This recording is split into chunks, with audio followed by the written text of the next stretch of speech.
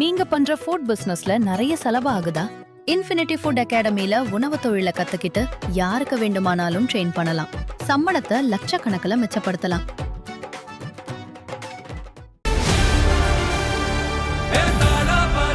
மக்களுக்கு நல்லது பண்றதுக்கு அரசியலுக்கு வாங்கடா, கொள்ளை அடிக்கிறது கொலை பண்றதுக்கு கூட அரசியலுக்கு.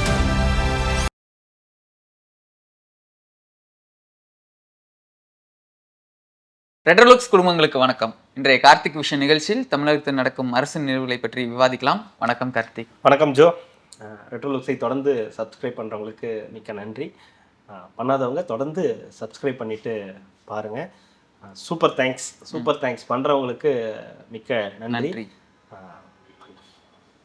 போகலாங்களா? கூட்டணிகள், திமுகவோட கூட்டணிகள் நம்ம பார்த்துக்கிட்டே இருக்கோம். இடியாப்ப சிக்கலோட பெரிய சிக்கலாக இருக்குது இந்த திமுகவோட கூட்டணி விவகாரம். இடியாப்ப சிக்கல்லாம் இல்லை அதில் சொல்லுங்க. இல்லை இடியாப்ப சிக்கல் இல்லை, நான் சொல்கிறேன் சொல்லுங்க. அப்படியா? இடியாப்ப சிக்கல் இல்லைங்க. இல்லை வரவங்க போகிறவங்க எல்லாத்தையும் இழுத்து போட்டு 28 பேரையும் இழுத்து போட்டு 28 கட்சிகளை இழுத்து போட்டு அவங்க யாருக்கு எவ்வளோ தொகுதி கொடுக்கறது ஏது கொடுக்கறது, நம்ம முதல் 170 போக மீதி இவ்வளோ தானே இருக்குது, எங்கே வெட்டலாம் எங்கே ஒட்டலாம் அப்படின்ற அளவுக்கு தான் இருக்குது. திருமாவர்கள் மனம் வெந்து வெளியே வந்துட்டாரா? வெளியிலலாம் இல்லை போட்டிருக்காரு. அது இருக்கு, நானும் இருக்கேன் பல வருஷமா. நமக்கு 150 வருஷம் ஆச்சு, இப்படியே தான் இருக்கு. இதுல என்ன இப்போ மனவேதனை? பழைய வீடியோவில் சொன்னதெல்லாம் ரீக்ரியேட் பண்ணுற மாதிரி நம்ம போய் கையை கட்டி நிற்க வேண்டியதாக இருக்குது. எனக்கு சீட்டு கொடுங்கன்னு கெஞ்ச வேண்டியதாக இருக்குது. இது சமூக நீதி கட்சிட்டு ஒரு போய் கையை கட்டி நின்னாரா? எதுக்கு? சீட்டுக்கு இத்தனை சீட்டு வேணும்னு. இப்போ இல்லை, முன்னாடி சொல்லி அதான் முன்னாடி தான். அப்பயும் சமூக நீதி கட்சி தான். ஆமாம். இடியாப்ப சிக்கல்னு சொன்னீங்களா? இடியாப்ப சிக்கல்லாம் இல்லை, இடியாப்ப சிக்கல்லாம் ஒட்டுமொத்தமா சிக்கலா இருக்கும். இங்க அப்படி இல்லை, ஆல்ரெடி முடிஞ்சிருச்சு. ஏங்க திமுகக்கு இவ்வளோ இருங்க, திமுகக்கு இவ்வளோ, இவங்களுக்கு சிபிஐக்கு இவ்வளோ, மதிமுகவுக்கு இவ்வளோன்னு எல்லாருக்குமே போட்டு கொடுத்தாச்சு. நீங்க இத்தனை கொடுத்தாச்சு. இன்னும் எஞ்சி இருக்கிறது திருமா, இவரு மக்கள் நீதி மையம், அப்புறம் சிபிஎம், இவங்களாம் தான் இருக்காங்க. மற்றவங்க எல்லாருமே ஆல்மோஸ்ட் செட்டில்டு, எல்லாருக்கும் 4, 3, 2 அப்படின்னு கொடுத்தாச்சு. இப்போ முரண்டு பிடிக்கிறது சிபிஎம் தான் 6 தொகுதிக்கு நாங்கள் ஒத்துக்க மாட்டோன்ற மாதிரி 1 எக்ஸ்ட்ரா கொடுக்கணும், அவ்வளோதான் பஞ்சாயத்து, வேற ஒன்றும் கிடையாது. அவங்க சொல்றது 6 கொடுங்களாவது கேட்கறாங்க, இல்ல உன்னை கம்மி பண்ணிக்கன்றாங்க. இதுதான் இங்க இருக்கக்கூடிய பஞ்சாயத்து. அப்புறம் இன்னைக்கு திருமாவளவன் அவர்கள் சொன்னது, அவருடைய ஃபேஸ்புக் இதுல பேசியிருக்காரு. சொல்லும் போது மனவேதனையா இருக்கு, எல்லாரும் சீட்டுக்காக என்னை அழுத்தம் கொடுக்குறீங்க, அதனால எனக்கு ரொம்ப கஷ்டமா இருக்கு, யாருக்கு கொடுக்கறது என்னன்ற பிரச்சனை இருக்கு, நம்ம என்னதான் இந்த கூட்டணியில தொடர்ந்தாலும் நமக்கு இரட்டை இலக்கத்துல சீட்டு கிடைக்கல அப்படின்னு மனம் விரும்பி பேசியிருக்காரு. இது நடக்கும்ன்றது அவருக்கு முன்னாடியே தெரியும். இன்னைக்கு அவர் சொல்றாரு இல்லையா, அது அப்பட்டமான பொய். இது நடக்க போகுதுன்றது அவருக்கு முன்னாடியே தெரியும். இதுக்கு நடுவுலயே ஒரு தடவை வன்னியரசு, அவருடைய கட்சியில் இருக்கிற வன்னியரசு அவர்கள் எங்களுக்கு 25 தொகுதிகள் வேணும்னு நாங்கள் கேட்போம் அப்படின்னு சொன்னாரு. அப்போ கூட அது கட்சியின் கருத்து இல்லை, அது வன்னியரசு அவர்களுடைய கருத்து அப்படின்னாரு. அப்படி என்னதான் தெரியும் உங்களுக்கு? அப்படி என்னதான் பயம்? என்னதான் நடக்குது இந்த கூட்டணியில? என்ன ஒரே ஒரு தாரக மந்திரம், பாஜக உள்ள வந்துடக்கூடாது, கொள்கை கூட்டணின்றீங்க. சூப்பர், கொள்கை கூட்டணி, பிஜேபி உள்ள வந்துடக்கூடாது, அதுக்காக நாங்கெல்லாம் ஒன்னா சேர்ந்து நிக்கிறோம். ஒன்னா சேர்ந்து நிக்கிற இடத்துல ஏன் என்ன பஞ்சாயத்து? நீங்கெல்லாம் கொள்கை கூட்டணி, ஏதோ 1, 2 கொஞ்சம் அட்ஜஸ்ட் பண்ணிக்க வேண்டியதான். இதுல என்ன பிரச்சனை உங்களுக்கு? அப்புறம் ஏன் 10 கேட்டா கொடுக்க மாட்டேங்கிறாங்க? இவர் ஏத்துக்குவாருங்க, தொண்டர்கள் ஏத்துக்கணும்ல, நிக்கிறவங்க ஏத்துக்கணும்ல. நான் திமுகவே கேக்குறேங்க, நீங்க கொள்கை கூட்டணி, பிஜேபிக்கு எதிரான கூட்டணி நாங்க தான் கட்டமைக்கிறோம்னா கொஞ்சம் கம்மி பண்ணி கொடுத்துட்டு தான் போங்களேன். உங்களுக்காக ரத்த காவுலாம் வாங்கியிருக்காங்களா? எவ்வளோ? அது கொள்கைக்கே புறம்பானதாச்சே. அதுதான் கொள்கை கூட்டணி கிடையாது. ஆக்சுவலா அதிமுக என்ன சொல்லுது, நாங்க கொள்கை கூட்டணி எல்லாம் கிடையாது, நாங்க தேர்தல் கூட்டணின்றத தெளிவா இருக்காங்க. நாங்க தேர்தல் வரைக்கும் கூட்டணியா இருப்போம், தேர்தல் முடிஞ்சிருச்சா பிரிஞ்சிருவோம், அதுக்கப்புறம் நாங்கெல்லாம் சாதாரண அவங்கவுங்க கட்சியை தான் இருப்போம்னு. அந்த தெளிவு திமுக இல்ல. நாங்க கொள்கை கூட்டணி. இந்த கொள்கை கூட்டணின்றதே ஒரு ஏமாற்று வேலை. கொள்கை கூட்டணினா என்னவா இருக்கணும்? அட்ஜஸ்ட் பண்ணி பரவாயில்லப்பா, எனக்கு நீ இதனால இருந்திருக்க, எங்களுக்காக நீ சிலுவை சுமந்திருக்க, எங்களுக்காக அரும்பாடு பட்டிருக்கீங்க, 6 இல்ல 12 வச்சுக்கோங்கன்னு கொடுக்கணும். எங்களுக்காக நீங்க கொள்கையில இவ்வளவு உறுதியா இருக்கீங்க, கம்யூனிஸ்டுக்கு அவர் 8 வச்சுக்கோங்க அப்படின்னு கொடுத்தா அது கொள்கை கூட்டணின்னு சொல்லலாம். பிஜேபி உள்ள வந்துடக்கூடாதுன்றதுக்காக இவ்வளவு ஸ்ட்ராங்கா இருக்காங்க, அதுக்கு முதலமைச்சர் ஸ்டாலின் அவர்கள் இவ்வளவு கொடுத்திருக்காரு அப்படின்ற அந்த இது வரணுமா? கெஞ்சி கெஞ்சி கெஞ்சி கூத்தாடி கதறி இப்படி ஒரு கொள்கை கூட்டணி இருக்குமா? தோத்துட்டாங்கன்னா அந்த பயம் இருக்கும்ல. ஏன் தோக்குறீங்க? கொள்கை கூட்டணி எப்படி தோக்கும்? ம்.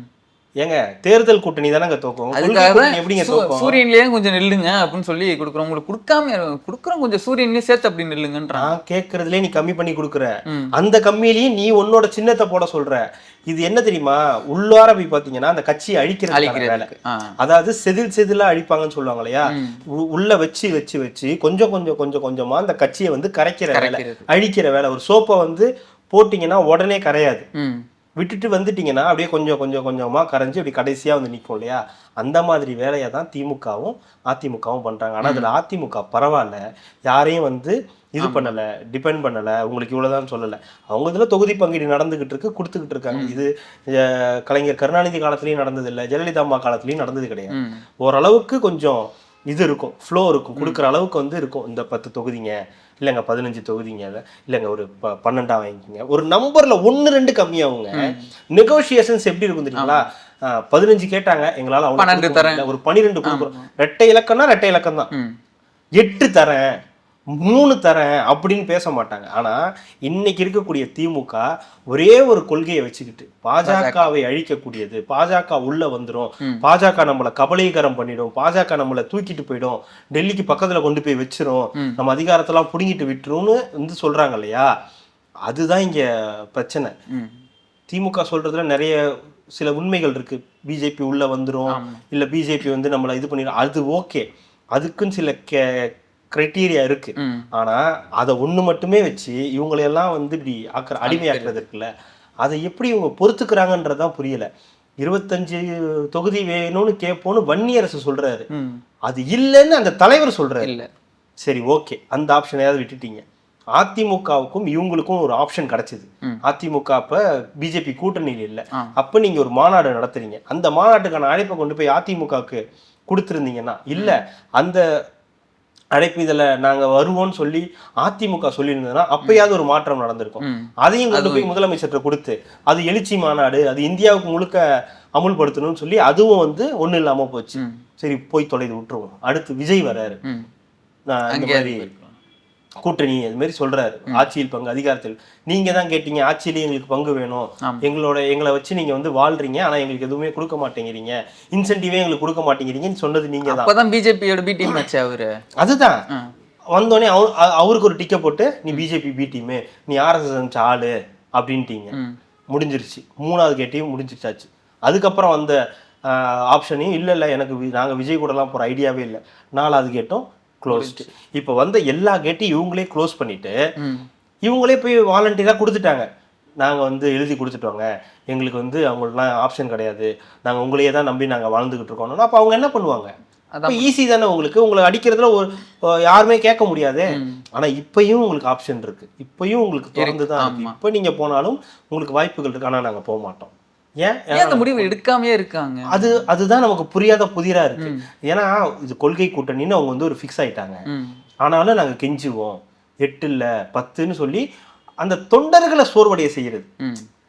இந்த கூட்டணி ஜெயிக்கலாம், மீண்டும் ஆட்சியை பிடிக்கலாம், பாஜகவுக்கு எதிராக கூட வந்து நிக்கலாம். ஆனா நான் சொல்றேன், திமுக கூட ஜெயிச்சிரும், ஆனா கூட்டணி கட்சிகள் ஜெயிக்காது. திமுக கூட ஜெயிச்சிருங்க, திமுக கூட ஜெயிச்சு மீண்டும் ஆட்சியை கூட அமைக்கலாம்.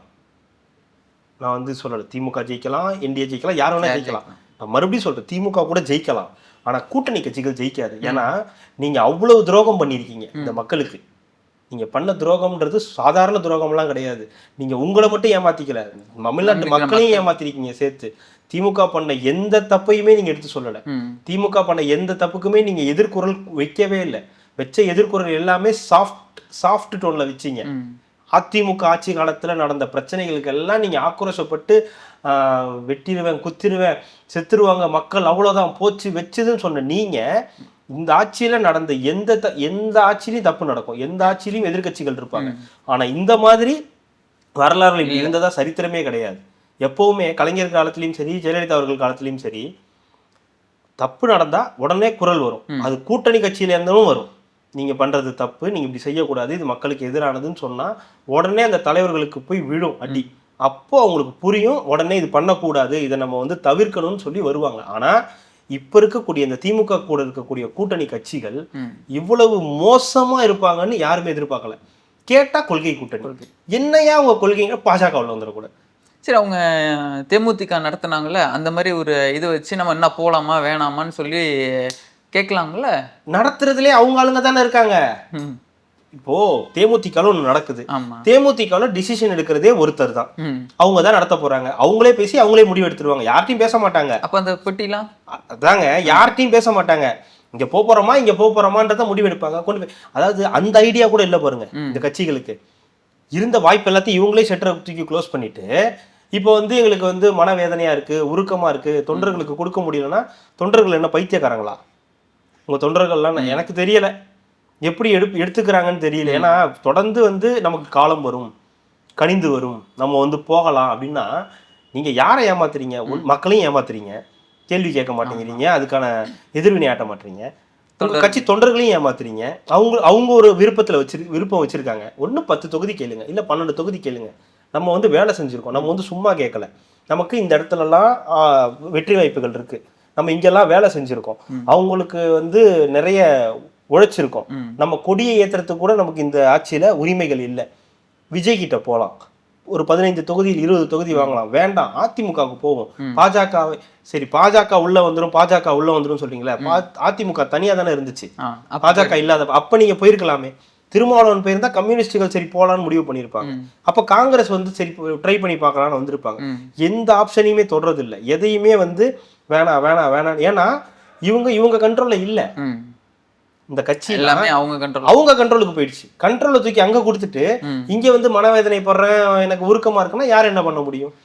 அப்போ நீங்க மக்களுக்கும் உண்மையா இல்லை, கட்சிக்கும் உண்மையா இல்லை, யாருக்கும் உண்மையா இல்லை. அப்புறம் உங்களுக்கு 5 கொடுத்தா என்ன, 3 கொடுத்தா என்ன, 2 கொடுத்தா என்ன? சரி, வெளியில வந்து ஒரு 20 தொகுதி நிக்கலாம்ல. நிக்கலாம். அதுக்கப்புறமேட்டு கூட பார்த்துட்டு என்ன ஆதரவு கொடுக்குறேன்னு சொல்லி கொடுக்கலாம். அது என்ன தமிழக வாழ்வு உரிமை கட்சியா? வேல்முருகனுக்கு இருக்கிற கட்சி கூட உங்களுக்கு இல்லையே. வேல்முருகனுக்கே இது கிடையாது, ஓட் பர்சன்டேஜ் கிடையாது அவருடைய ஒரு தொகுதியை தாண்டி. அவருக்கு இருக்கிற தைரியம் கூட உங்களுக்கு இல்லையே. தைரியமா நாங்க வெளியே வரோம், எங்களுக்கு இந்த சீட்டு கிடைக்கல, எங்களுடைய கோரிக்கைகள் பரிசீலனை பண்ணப்படல அப்படின்னு சொல்லி உங்களால 234 கூட வேணாங்க, ஒரு 20-25 தொகுதி எப்படி நீங்க 25 கேக்குறீங்க, 15 கேட்டா கூட ஒரு 10 ஜெயிக்கிறீங்கன்ற ஒரு கான்பிடன்ஸ் உங்க மேல இருந்துச்சுன்னா தனியா நீ இல்ல. ஏன்னா இல்ல, அந்த கான்பிடன்ட் இல்ல. இவங்க இருந்து விட்டுட்டு போனா வரமாட்டாங்க. அங்க இருக்கிற 4 பேர் 5 பேர் அப்புறம் ஒவ்வொரு கட்சியிலையும் அவங்க கூட இணக்கமாயிட்டாங்க. காங்கிரஸ் நிலைமை தான் இல்ல, அவங்க கூட இணக்கமாயிட்டாங்க. ரெண்டாவது, செலவு பண்றதுக்கு காசு கிடையாது. இப்போ உங்களுக்கு தேர்தலில் நிக்கிறதுனா இப்போ காஸ்ட்லி, தேர்தல்னா இப்போ ரொம்ப காஸ்ட்லி ஆயிடுச்சு. ஒரு கேண்டிடேட்டுக்கே 40 லட்சம் செலவு பண்ணலாம்னு சொல்றாங்க. ஆனா இவங்க கிட்ட பணம் கிடையாது, வச்சு பண்றதுக்கு பெரிய அமௌண்ட் கிடையாது. இருந்தாலும் கையிலேயே வச்சிருந்தாலும் அந்த ஃபண்ட் எடுத்து செலவு பண்ண மாட்டாங்க. அப்போ ஒரு கட்சி ஆட்டோமேட்டிக்கா அவங்களுக்கு செலவு பண்ணுது. அவங்கள ஒரு 4 எம்எல்ஏ 5 எம்எல்ஏ ஜெயிக்கவும் வைக்குது. அப்போ அவங்களுக்கு ஈஸியா போயிடுது. ஆனா என்னன்னா எங்களுக்கு 10 வேணும் 12 வேணும் கொடுக்க மாட்டாங்க. ஏன்னா நீங்க அவங்களுக்கு சரணாகதி அடைஞ்சிட்டீங்க. உங்களுக்கு ஒரு டிமாண்டை நீங்க தானே கிரியேட் பண்ணணும். அந்த டிமாண்ட் கிரியேட் பண்ணணும் நீங்க சொன்னாலே நம்ம எல்லாம் பைத்தியக்காரன் ஆயிடுறோம். அவர் நம்மள என்ன சொல்றாருன்னா, இந்த மாதிரி பேசுறவங்க எல்லாரையுமே சில பைத்தியக்காரர்கள், சில அரை வேக்காடுகள், சில இந்த மாதிரி இருக்கக்கூடியவங்க யூடியூபர்கள், சில ஊடகவியலாளர்கள், சில பத்திரிகையாளர்கள் தங்களின் அரசியல் லாபத்திற்காக. எங்களுக்கு என்னங்க அரசியல் லாபம்? எங்களுக்கு ஏதாவது கிடைக்கும், இன்னொரு 10 சீட்டு சேர்த்து வாங்குறதுக்கு நம்ம எங்களுக்கு காசு வரப்போதா? எங்களுக்கு ஏதாவது இல்ல, நம்ம திமுக கூட்டில இருந்து இவங்களை பிரிச்சு கொண்டு என்ன புருஷன் கொண்டாட்டியா உங்களை பிரிச்சு கூட்டு வந்து விட்டுறது ஒண்ணுமே கிடையாது. கூட்டணினால இங்க இருந்து அங்க இருந்து இங்க இருந்தாங்கல்ல, இங்க ஒரு நோக்கத்துக்காக கூட்டணி வைக்கணும். உங்களோட நோக்கம் என்ன? பிஜேபி உள்ள வந்துடக்கூடாது. அது 3 தேர்தல்ல முடிஞ்சிருச்சு. இப்ப 4வது தேர்தல் அதுக்கான தேர்தல் கிடையாது. ஆனா நீங்க அதை தான் கட்டமைக்கிறீங்க. வேணும்னே டெல்லி வெர்சஸ் தமிழ்நாடு, தமிழ்நாடு வெர்சஸ் டெல்லி அப்படின்னு கட்டமைக்கிறீங்க. உங்களுக்கு எடப்பாடி கூட போக பிடிக்கலன்னா விஜய் கூட போங்க. விஜய் கூட போக பிடிக்கலையா நீங்கெல்லாம் சேர்ந்து ஒரு டீமா வந்து நில்லுங்க. இல்ல தேர்தலையே புறக்கணிச்சுட்டு போங்களேன். அப்படி இருந்தாதான் டெபாசிட் கூட வர மாட்டேங்குது. இல்ல, நீங்க தேர்தலையே புறக்கணிச்சுட்டு போங்க. திமுக பண்றது எங்களுக்கு பிடிக்கல, நாங்க இந்த தேர்தலை புறக்கணிக்கிறோம், திமுக ஓட்டு போடாதீங்கன்னு கூட சொல்லிட்டு உங்களுக்கு ஒரு டிமாண்டை கிரியேட் பண்ணுங்க. நீங்க உங்களோட வலிமையை காட்டினாதானே உங்களுக்கு வந்து நீங்க யாருன்னு தெரியும். அண்ணன் போன்றவர், மதிப்பு மிக்கவர், நாம் கேட்காமலே செய்யக்கூடிய தாயுமானவர், தாயுள்ளம் கொண்டவர் அப்படி நீங்க சொன்னீங்கன்னா அப்போ அவங்களுக்கு சந்தோஷமா தான், அப்பா அடையும் அடிமையா தான் இருக்கான், ஒரு பிரச்சனையும் கிடையாது, ஓகே இவனுக்கு 5 கொடுத்தா வரல, இவனுக்கு 3 கொடுத்தா போதும். நீங்க எவ்வளவு பிரச்சனைகளுக்கு வாங்கியிருப்பீங்க அடி. இதுல வேங்கை வாங்கின சம்பவமா இருக்கட்டும், சின்னதுரை வெட்டுப்பட்டதா இருக்கட்டும், எவ்வளவு சாதிய ரீதியிலான பிரச்சனை, ஆணவ கொலைகளுக்கா இருக்கட்டும், எவ்வளவு பிரச்சனைகளுக்கு நீங்க உங்க தலையை கொடுத்துருப்பீங்க. அவங்களோட பிரச்சனைகள் எல்லாம் எப்ப எடுத்து நீங்க முன்னாடி வந்து இப்ப விஜய்க்காக முதல்ல வந்து பேசுறதே நீங்க தானே. அவங்க கட்சியில ஏதாவது ஒண்ணு விஜய் சொல்லிட்டாருன்னா பேசுறது முதல்ல இவங்கெல்லாம் கிடையாது, முதல்ல கூட்டணி கட்சி தலைவர்கள் தான் வந்து பேசுறாங்க. திருமாவளவனோ, முத்தரசனோ, இல்ல மற்ற வீரபாண்டி, இவங்களா தான் வந்து பேசுறாங்க. வைகோ அவர்களோ இவங்களா தான் வந்து பேசுறாங்க. அப்போ அவங்களை எப்படி ட்ரீட் பண்றாங்கன்றது ஒண்ணு இருக்குல்ல. இதுக்கு முன்னாடி அப்படி நடந்தது கிடையாது. அது கலைஞர் இதுலயும் நடந்தது கிடையாது, ஜெயலலிதா அவர்கள்ட்ட. பிடிக்கலன்னா போயிடுவாங்க. யூட்டன் அடிச்சு இங்க கோபாலபுரம் போயிட்டு இருந்தாங்க, யூட்டன் அடிச்சு போயஸ் கார்டன் வந்த கதையும் இருக்கு. போயஸ் கார்டனுக்கு வரேன்னு சொல்லிட்டு கோபாலபுரம் போன கதையும் உண்டு. ஆனா அதை அவங்க ட்ரீட் பண்ண விதம் அந்த மாதிரி இருந்துச்சு. அப்ப இருந்த தலைவர்கள்ட்ட இந்த அளவுக்கு மோசமான ஒரு சிந்தனை இருந்தது கிடையாது. இவங்களை இப்படிதான் ட்ரீட் பண்ணணும், இவங்களை வளர விடக்கூடாது. அதாவது 2011 தேர்தலில் திமுக வந்து 23 தொகுதி தான் வந்து ஜெயிச்சிச்சு, எதிர்கட்சியா கூட வரல. அப்போ விஜயகாந்த் தான் எதிர்கட்சியா வராரு. அப்போ கலைஞர் அவர்கள் சொன்ன வார்த்தை, நான் கம்யூனிஸ்டுகள் இல்லாத ஒரு சட்டமன்றம் அப்படின்றத ரொம்ப வருத்தமா இருக்கியா அப்படின்னு சொன்னதா வந்து புக்கில் படிச்சிருக்கேன். அவர் மேல பழைய பிரச்சனைகள் இருக்கலாம், அவர் முதலமைச்சராக இருந்திருக்காரு. அவர் அந்த தடவை வந்து அவரும் ஜெயிக்கிறாரு. ஆனா அவங்களே 23 தான் ஜெயிக்கிறாங்க. ஆனா அவர் வருத்தப்படுறாரு, கம்யூனிஸ்டுகள் இல்லாத ஒரு சட்டமன்றம் அப்படின்றது ரொம்ப வருத்தமா இருக்கு அப்படின்ற மாதிரி அவர் பதிவு பண்றாரு. அப்போ நம்ம கூட இருக்கிறவங்களும் ஜெயிக்க வைக்கணும் அப்படின்ற ஒரு சிந்தனை அவங்களுக்கெல்லாம் இருந்துச்சு. ஆனா இப்ப இருக்கிறவங்களுக்கு எவ்வளவு கம்மி பண்ணி கொடுக்கலாம், 3 நில்லுங்களேன், எதுக்கு உங்களுக்கு சீட்டு, நீங்க வந்து ஆதரவு மட்டும் கொடுங்களன்ற அளவுக்கு போயிட்டு இருக்காங்கன்னு போது நம்ம அவங்களை குத்த சொல்ல முடியாது. அவங்க அப்படிதான் பார்ப்பாங்க. இப்ப இருக்கக்கூடிய தலைவர்கள், இப்ப இருக்க அவங்களுக்கு வேலை செய்யக்கூடிய ஸ்ட்ராட்டஜிஸ்டுகள் எல்லாரும் அவங்களை அப்படி ட்ரீட் பண்றாங்க. அப்ப நீங்க உங்களுடைய வேல்யூ என்னன்றதை பார்த்துக்குங்க. அதுக்கு பதிலாக வந்து வேதனை அடைகிறேன், சோர்வடைகிறேன், துக்கம் அடைகிறேன், சோறு இறங்க மாட்டேங்குது அப்படின்னு சொல்றதுல நியாயம் கிடையாது. நீங்க மக்களையும் ஏமாற்றி நீங்க வரவனையும் பிஜேபி பி டீம்ன்றீங்க. சரி, இவங்க பிஜேபி கூட போல இவங்க கூட போய் சேருங்கன்னா அவங்க உடனே போய் சேர்ந்துருவாங்க, கொஞ்ச நாள்ல அவங்கள நாங்க எப்படி நம்புறதுன்னு கேக்குறீங்க. என்னதான் உங்களுக்கு பிரச்சனை? சரி இங்கே சரி போங்க, இங்கே ஒரு 5 சீட்டு கொடுப்பாங்க, இங்கே போய் எங்களை மதிக்கவே மாட்டேங்கிறாங்க கூட்டணி கட்சி, நாங்கள் எவ்வளோ, இப்போ உங்களுக்கு என்னதான் பண்ணணும்? இப்போ நாங்கள் ஏதாவது சேர்ந்து ஏதாவது பண்ணட்டுங்களா? நாங்களாம் சேர்ந்து ஏதாவது போர்க்கொடி தூக்கி வாங்க உங்களுக்கு எப்படியாவது நீங்கள் திருமாவளவனுக்கு இங்கே 10 சீட்டு கொடுக்கணும், சிபிஎம்க்கு ஒரு 8 சீட்டாவது கொடுக்கணும் நாங்களா சொல்ல முடியும்? நீங்கள் கட்சி தலைவர், நீங்கள் தான் டிமாண்ட் வைக்க நான் அடித்து பேசணுங்க. எங்களால நீங்க உருவானீங்க 2021 முதலமைச்சர் ஆனீங்க. இப்போ நீங்க வந்து எங்களுக்கு செய்யுங்க, செய்யலைன்னா நாங்க வெளியே போறோம், முடிஞ்சா நீங்க ஜெயிச்சுக்குங்க, நாங்க இல்லாம நீங்க ஜெயிச்சுக்குங்கன்னு காங்கிரஸ்ல ஏன் பேச முடியாதுன்னா அவங்கள உள்ளார இருக்க ஆட்களை இவங்க எடுத்துக்கிட்டாங்க, எல்லாருமே அவங்களுக்கு சாதகமான ஆட்களா மாறிட்டாங்க. அப்போ ஒண்ணுமே பண்ண முடியாது. இப்படி கட்சியை நீங்க அவங்கள்ட்ட காவு கொடுத்துட்டீங்க, உங்களோட கொள்கை எல்லாத்தையும் வந்து மக்கள்கிட்ட காவு கொடுத்துட்டீங்க.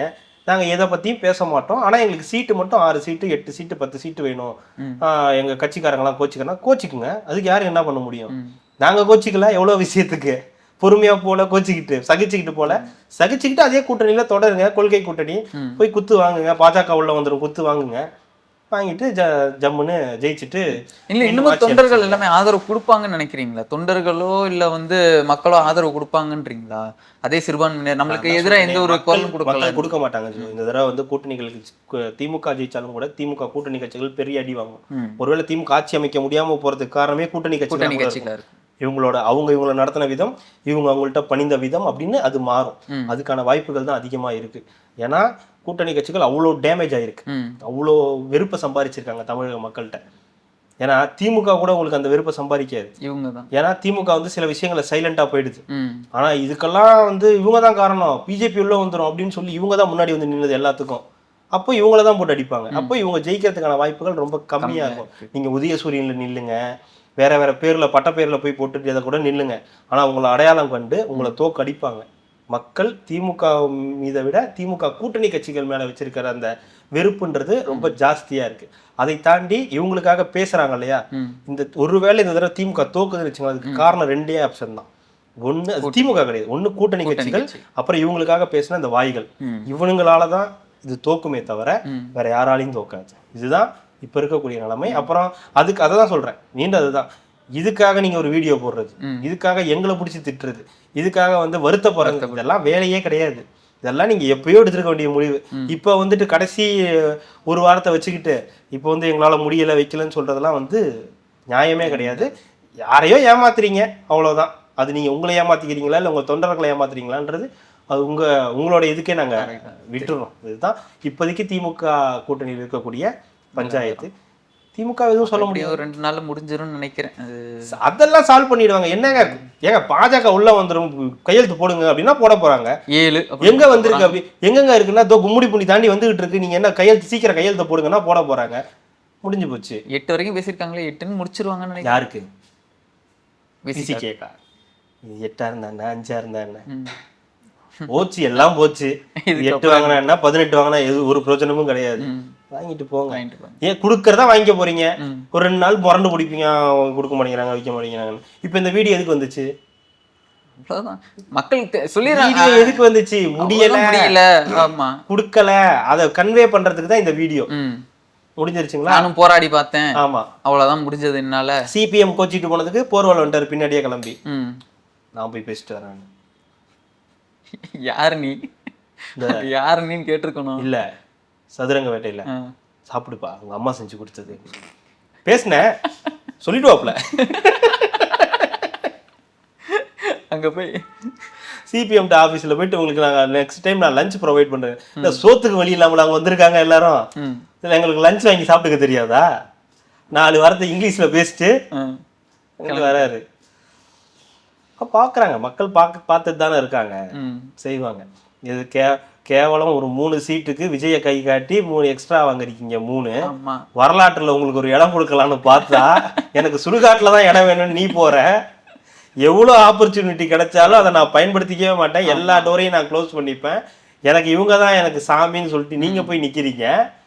அப்புறம் நீங்க வந்து இத்தனை நாள் வந்து எதை பத்தியுமே பேச வரலாம், இதுக்கு மேல வரலாம் இல்ல, அதுக்கெல்லாம் வாய்ப்பு கிடையாது. அதெல்லாம் எல்லாம் ரூம் போட்டு லாக் பண்ணியாச்சு. சும்மா அந்த வாசல்ல நடமாட விட்டுக்கிட்டு இருக்காங்க. மெயின் டோர்லாம் க்ளோஸ்டு. சும்மா வாசல்ல அப்படி நடந்துக்கிட்டு வாக்கிங் போயிட்டு போயிட்டு பேசிட்டு வந்துடுறோம், கூட்டணி இதை பத்தி பேசிட்டு இருக்கோம் இருக்காங்க. அவ்வளவுதான். 8, 6, 5, 7 இந்த மாதிரி முடிஞ்சிடும். அப்புறம் கெத்தா அந்நியார் வருவாங்க. நல்லா இருக்கீங்களா? இல்லையே, அது ஒண்ணு. எங்களுக்கு முடிக்கிறதுக்கு முன்னாடி அங்க என்னன்னு முதல் முடிச்சு விடுங்க அப்படின்னு இருக்காங்களே. ஏங்க எவ்வளவு கிளவர் மைண்ட் பாருங்க. ஏங்க நீங்க வந்து சீட்டு முடிச்சிட்டு வாங்க, உங்க வருஷமா இத்தனை வருஷமா கூட இருந்திருக்காங்க, அவங்களுக்கு நீங்க செய்யறது இல்லையா? அவங்களுக்கு செஞ்சுட்டு நீங்க வாங்க, அதுக்கப்புறம் நம்ம பேசிக்கணும். என்ன இந்த கரெக்டா பேசுது?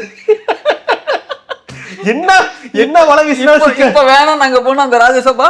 அதெல்லாம் இல்ல, அதெல்லாம் கன்ஃபார்ம் சைன் போட்டாச்சுல.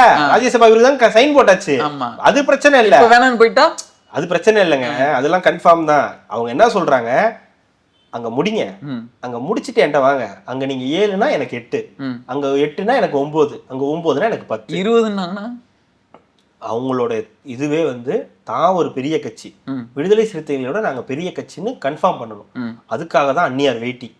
அதுக்காக தான் இளந்தலைவரும் எங்கேயோ மறைச்சு வச்சிருக்காங்க, எங்கேயோ ஒரு ஊருக்குள்ள பெங்களூர்ல எங்கேயோ மறைச்சு வச்சிருக்காங்க. நீ இப்படியே இரு வந்துடாத அப்படின்னு பேசி. அதுக்காக தான் அப்பப்ப சதீஷ் போய் பேசிட்டு வர்றாரு, என்னங்க முடிஞ்சிருச்சா, என்னங்க முடிஞ்சிருச்சா, நான் ராஜ்யசபா போறேன். ராஜ்யசபாவுக்கு இப்ப இல்லையா, அது அப்புறமா போனீங்க, இப்ப எங்கேயா போறேன் இருக்கியா?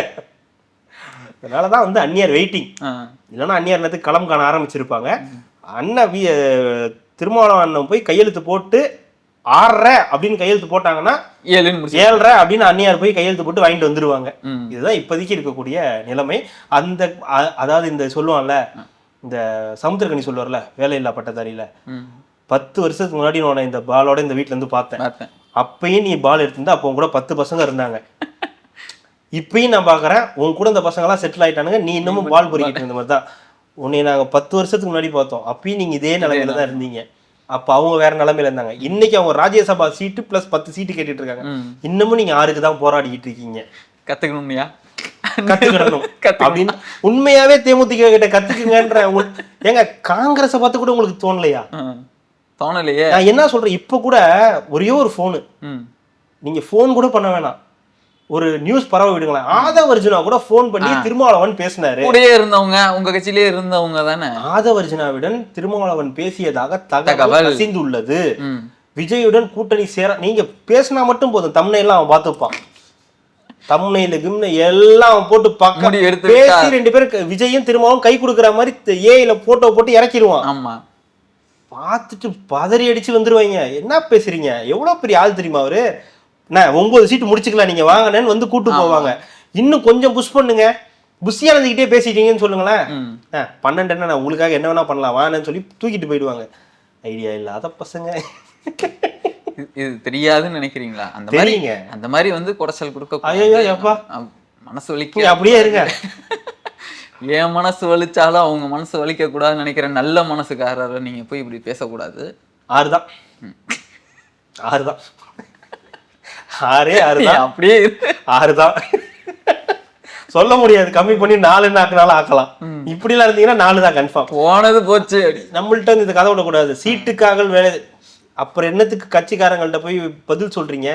10 சீட்டு கேட்கறான், 15 சீட்டு கேட்கறான்னு ஏன் சொல்றீங்க? சொல்லாதீங்க. உங்களுக்கு கொள்கை தான் முக்கியம்னா சீட்டு முக்கியமா இருக்கக்கூடாது. சீட்டு தான் முக்கியமா இருக்குன்னா கொள்கையை பத்தி பேசாதீங்க. ஏமாத்துறதுன்றது தெரியுதுல்ல. நாங்க கொள்கை கூட்டணி, கொள்கை என்ன கொள்கை? உங்க கொள்கை அடிச்சுக்கிட்டு இருக்கீங்க, அடிச்சுக்கிட்டு நாடுறீங்க, நீங்க கலாய்க்கிறீங்க. என்டிஏக்கு டெல்லிக்கு போயிட்டு வந்துட்டாருன்னு. டெல்லிக்கு போனது தப்பு தான், தலைமை அப்படி போயிருக்க கூடாதுன்றது உண்மை. அது வந்து இந்த தமிழ்நாட்டுக்கே கிடைச்ச ஒரு மாதிரியான ஒரு அவமானமான ஒரு செயல் தான் அது. பிஜேபிக்காக இங்க இருந்து அங்க போய் பண்றது. ஆனா அதை விட அவமானம் நீங்க பண்றது இருக்குல்ல. நாங்க கொள்கை கூட்டணி அடிச்சுக்கிறது இல்ல, தரமாட்டேங்கிறீங்க. என்ன பண்றதுன்னு உங்களுக்கு புரியல.